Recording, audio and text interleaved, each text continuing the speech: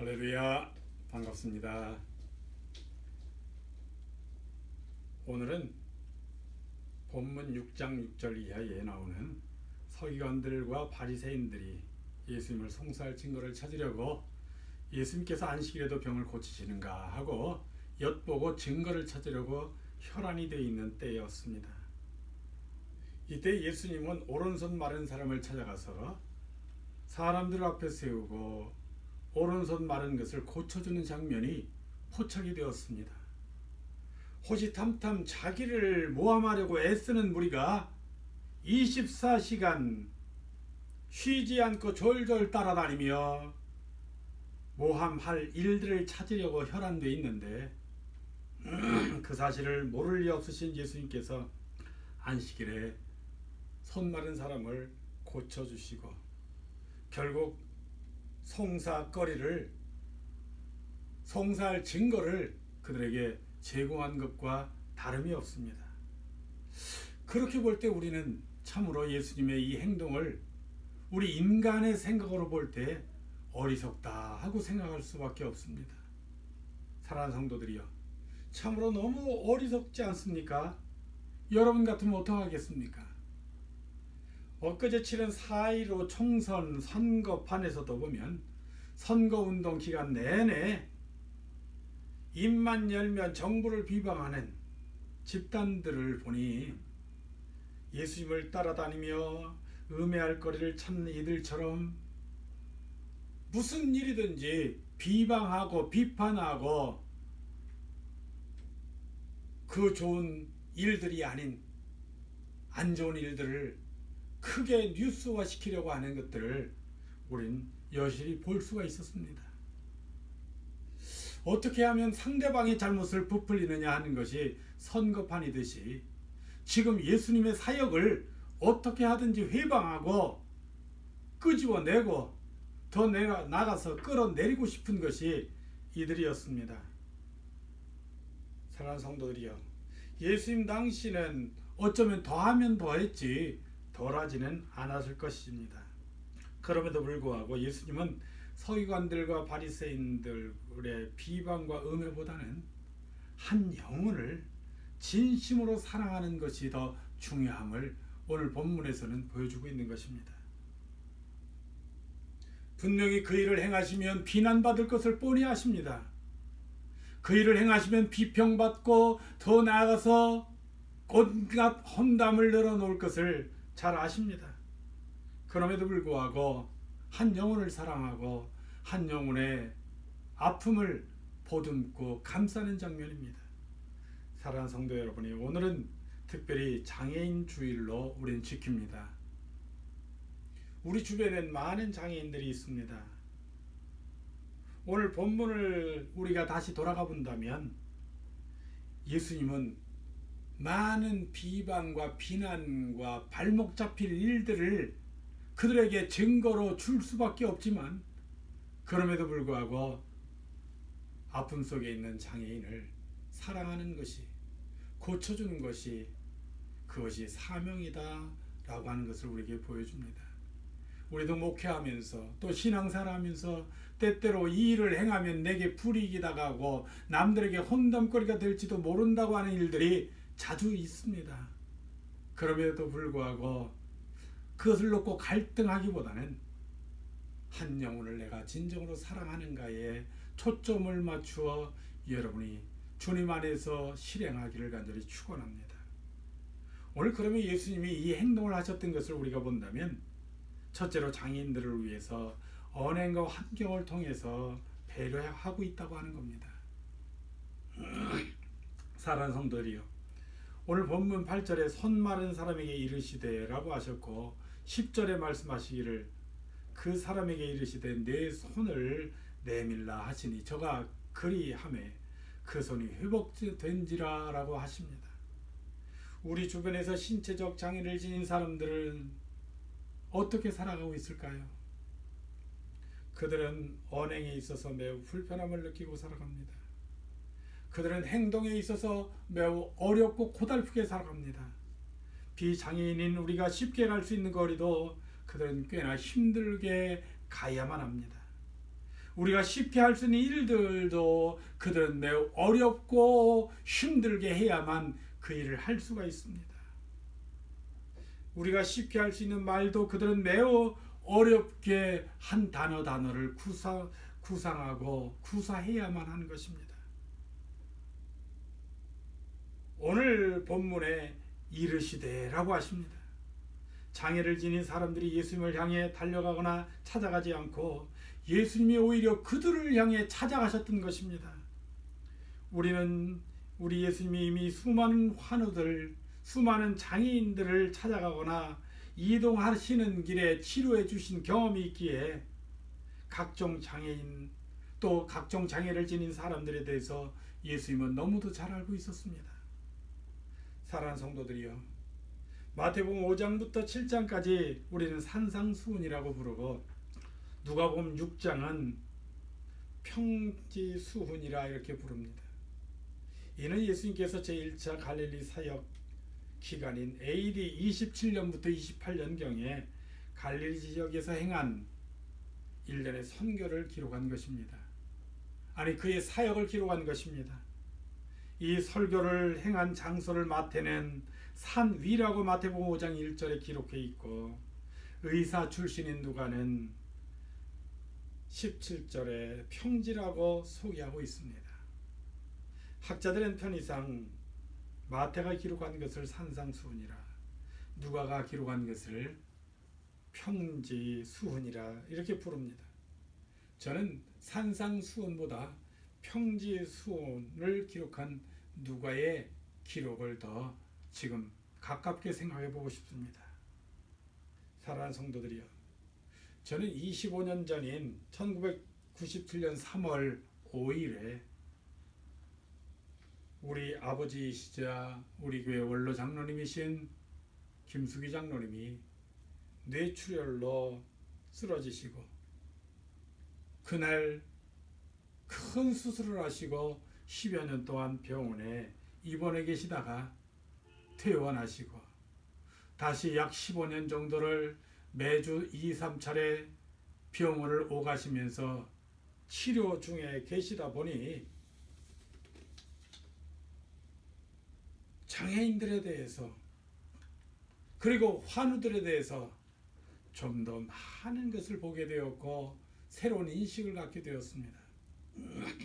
물론 이전에도 목회자로서 장애인들과 환우들을 대하거나 찾아가거나 위문하거나 혹은 아니면 위로하거나 그들 자리에서 예배를 드리거나 기도해 주는 일들을 종종 해왔던 것이 사실입니다만, 막상 아버지이자 우리 교회 원로 장로님이 병상에 누워 계시니, 그리고 무려 25년 정도를 긴 병상 생활과 병원의 통원 치료를 움직이다 보니 주변의 장애인들과 환우들을 새로운 눈과 시각과 마음으로 보게 되었습니다.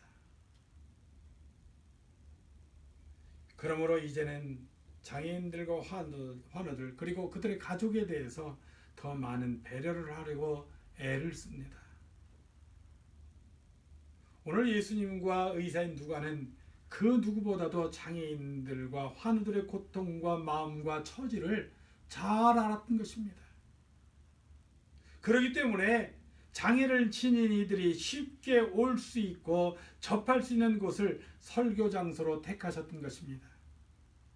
이는 장애를 지닌 사람들을 배려하시는 우리 주 예수님의 멋들어진, 아니 진정한 사랑의 모습이 아닐까요? 사랑하는 성도들이여, 우리 사회는 장애인들이 살아가기에는 너무도 힘들고 어려운 사회 구조와 여건과 환경을 가지고 있습니다. 무엇이나 장애인들이 홀로 하기에 매우 어려운 환경입니다. 하다못해 휠체어를 타고 길을 가는 것조차 수많은 작고 크고 넓은 턱들과 계단들로 인해서 길을 다닐 수가 없는 경우가 허다합니다. 물론 요즘은 많이 좋아졌습니다. 김수기 장로님이 쓰러지신 25년 전과 지금을 비하면 우리나라의 장애인들이 살아가는 데 있어서 하늘과 땅 차이로 좋아졌다고 말할 수도 있을 것입니다. 그럼에도 불구하고 좋아졌다고 함에도 불구하고 아직도 장애인들이 살아가기가 너무 힘든 세상이요 환경인 것을 우리는 쉽게 볼 수 있습니다. 근본 4.15 총선에서도 선관위는 장애인들을 위해서 투표장의 접근을 용이하기 위해서 힘쓰고 애쓴다고 했지만 결국은 쉽게 접근할 수 없는 2층 혹은 지하에 마련된 투표 장소들이 허다해서 결국 장애인들은 쉽게 접근할 수가 없었던 것을 볼 수 있습니다. 저도 사전 투표를 하기 위해서 정해진 투표소에 갔더니 계단만 있는 2층에 버젓이 설치되어 있었던 것을 볼 수 있었습니다. 제가 사전 투표를 했던 곳이 2층이다 보니 아마 그곳에는 휠체어를 탄 장애인들이나 계단을 오르기 힘든 장애인들은 단 한 명도 투표하지 못했을 것입니다. 다시 말하면 장애인들은 투표하러 오지 말라 하는 것과 다름없지 않을까 생각이 듭니다. 근본 4.15 총선에서 역시 우리 아버님과 어머님이 연로하시고 편찮으시다 보니 더구나 코로나19 때문에 투표를 포기하셨지만 지금까지 수차례 투표를 위해서 제가 모시고 다녀보면 2층 혹은 지하 혹은 다른 곳에 설치되어서 휠체어가 갈 수 없고 천상 업어서 올리거나 업고 다녀야 하는 때가 한두 번이 아니었습니다. 물론 제가 등에 업고 올라가 투표를 하신 적이 다수입니다만 결코 투표하는 사람이나 업고 가는 저나 쉬운 일이 아니었습니다. 하물며 보호자 없이 목발이나 휠체어에 의지해서 투표하러 가는 이들은 얼마나 어렵고 힘들겠습니까? 가장 위대하신 예수 그리스도께서 장애인들을 배려하셨지만 증증 장애인들을 투표소까지 태워다 주는 것조차도 선거법 위반에 걸릴 소지가 있어서 쉽지 않은 것입니다. 그럼에도 불구하고 정부에서 이렇게 말합니다. 모든 국민은 소중한 투표를 행사하기 바랍니다. 아니, 사지가 멀쩡한 사람들이야 어디에 설치되었든지 걸어가서 선거에 임할 수 있고 투표를 할 수 있지만 휠체어가 조그만 턱만 있어도 못 넘어가는 곳에 설치된 투표소라면 아예 투표하라고 하기 전에 투표를 마음먹기 전에 포기하고 말았던 장애인이 얼마나 많았을까요?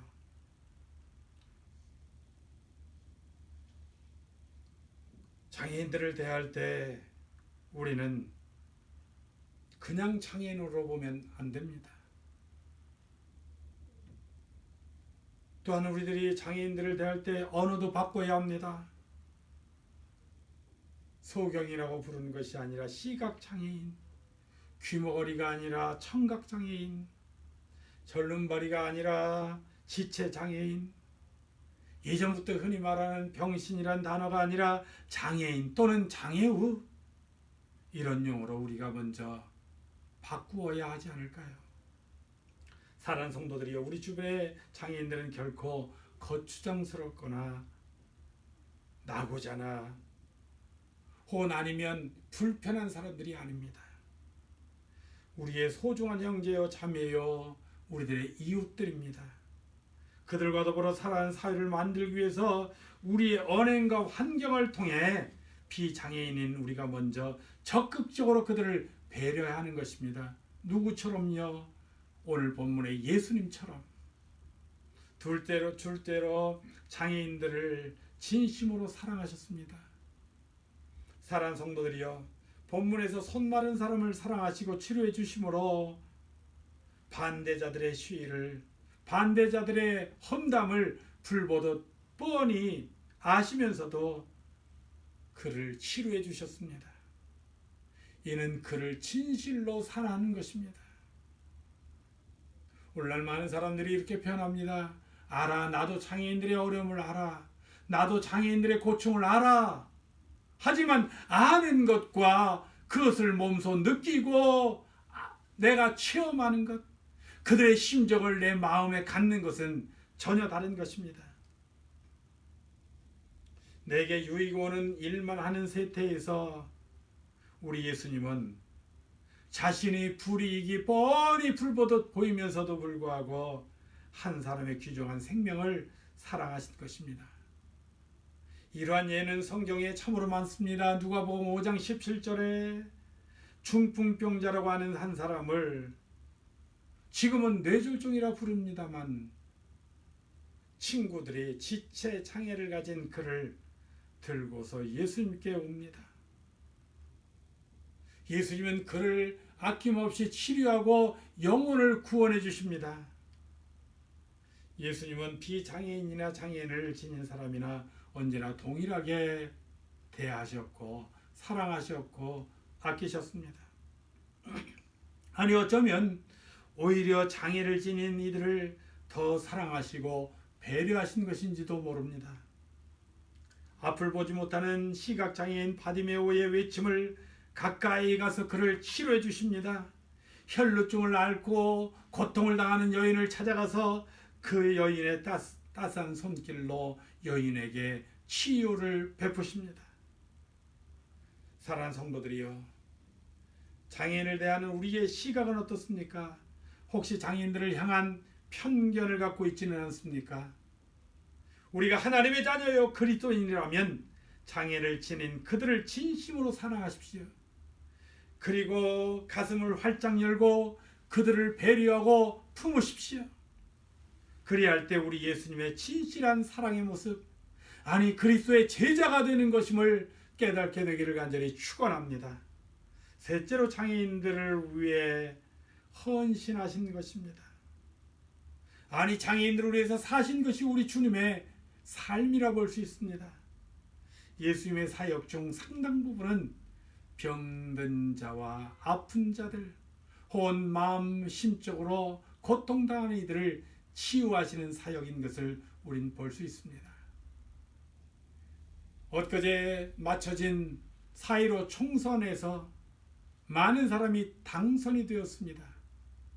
그들은 투표 결과가 나오기 전까지 그들의 유권자 앞에 머리를 조아리고 때로는 엎드려 절을 하고 섬기겠다고 외칩니다. 그러나 선거가 끝난 지 이틀 만에 오늘 벌써 많은 당선자들이 인터뷰를 하면서 벌써부터 기고만장한 자세를 보이는 것을 볼 수 있습니다. 아니 선거 끝난 지 며칠 됐다고 벌써 그렇습니까? 아마 일주일 정도면 그들을 향해 표를 찍어준 국민들은 아랑곳 없이 어쩌면 개 돼지 모양 취급하지 않을까요? 오늘 예수님은 그러지 않았습니다. 그의 생애 속에서 그의 사역 속에서 언제나 처음이나 마지막이나 동일하게 모든 사람을 모든 만민을 사랑하셨고 특별히 정신적으로 육체적으로 혹은 여러 가지로 문제 있는 이들에게 더욱더 따뜻한 사랑으로 보살피고 배려하셨던 것입니다. 예수님은 장애인들을 위해서 사셨다고 해도 과언이 아닙니다. 육신의 장애뿐 아니라 죄로 말미암아 타락한 정신적인 영적인 장애인들을 사랑하셨기 때문에 이 땅에 육신의 모습을 입고 오셨습니다. 그리고 그들을 구원하시기 위해서 십자가에 처절하게 달려 돌아가실 수밖에 없으셨던 것입니다. 예수님의 십자가의 구속이 영적으로, 정신적으로, 육체적으로, 심적으로 장애를 지닌 사람들을 구원하셨습니다.